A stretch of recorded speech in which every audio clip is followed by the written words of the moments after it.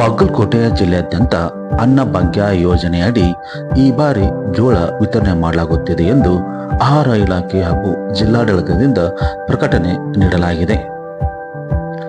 ಅಂತ್ಯೋದಯ ಪಡಿತರ ಚೀಟಿ ಹೊಂದಿದ ಕುಟುಂಬಕ್ಕೆ ಪ್ರತಿ ಕಾರ್ಡಿಗೆ 14 ಕೆಜಿ ಜೋಳ, 1 ರಿಂದ 3 ಸದಸ್ಯರು ಇದ್ದಲ್ಲಿ ಪ್ರತಿ ಕಾರ್ಡಿಗೆ 26 ಕೆಜಿ ಅಕ್ಕಿ ವಿತರಣೆ, 1 ರಿಂದ 3 ಸದಸ್ಯರು ಇದ್ದಲ್ಲಿ ಪ್ರತಿ ಕಾರ್ಡಿಗೆ 26 ಕೆಜಿ ಅಕ್ಕಿ ವಿತರಣೆ ಮಾಡಲಾಗುತ್ತಿದೆ. 4 ಜನ ಸದಸ್ಯರು ಇದ್ದಲ್ಲಿ 26 ಕೆಜಿ ಅಕ್ಕಿ ವಿತರಣೆ, 5 ಜನ ಸದಸ್ಯರು ಇದ್ದಲ್ಲಿ 36 ಕೆಜಿ ಅಕ್ಕಿ ವಿತರಣೆ ಮಾಡಲಾಗುತ್ತಿದೆ. 6 ಜನ ಸದಸ್ಯರು ಇದ್ದಲ್ಲಿ 46 ಕೆಜಿ ಅಕ್ಕಿ ವಿತರಣೆ ಮಾಡಲಾಗುವುದು. ಪ್ರತಿ ಕುಟುಂಬದಲ್ಲಿ ಹೀಗೆ ಸದಸ್ಯರು ಹೆಚ್ಚಾದಂತೆ 10 ಕೆಜಿ ಅಕ್ಕಿ ಹೆಚ್ಚುವರಿ ನೀಡಲಾಗುತ್ತದೆ. 10 ಜನ ಸದಸ್ಯರು ಕುಟುಂಬದಲ್ಲಿ ಇದ್ದಲ್ಲಿ 86 ಕೆಜಿ ಅಕ್ಕಿ ವಿತರಣೆ ಮಾಡಲಾಗುವುದು.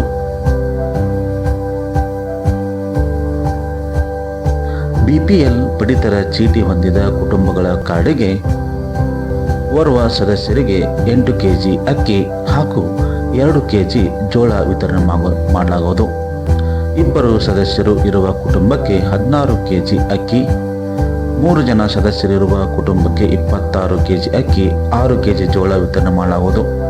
4 ಜನ ಸದಸ್ಯರಿರುವ ಕುಟುಂಬಕ್ಕೆ 32 ಕೆಜಿ ಅಕ್ಕಿ, 8 ಕೆಜಿ ಜೋಳ, 5 ಜನ ಸದಸ್ಯರಿರುವ ಕುಟುಂಬಕ್ಕೆ 40 ಕೆಜಿ ಅಕ್ಕಿ, 10 ಕೆಜಿ ಜೋಳ ವಿತರಣೆ, 6 ಜನ ಸದಸ್ಯರಿರುವ ಕುಟುಂಬಕ್ಕೆ 48 ಕೆಜಿ ಅಕ್ಕಿ, 12 ಕೆಜಿ ಜೋಳ, 7 ಸದಸ್ಯರು ಇರುವ ಕುಟುಂಬಕ್ಕೆ 56 ಕೆಜಿ ಅಕ್ಕಿ, 14 ಕೆಜಿ ಜೋಳ ವಿತರಣೆ ಮಾಡಲಾಗುವುದು.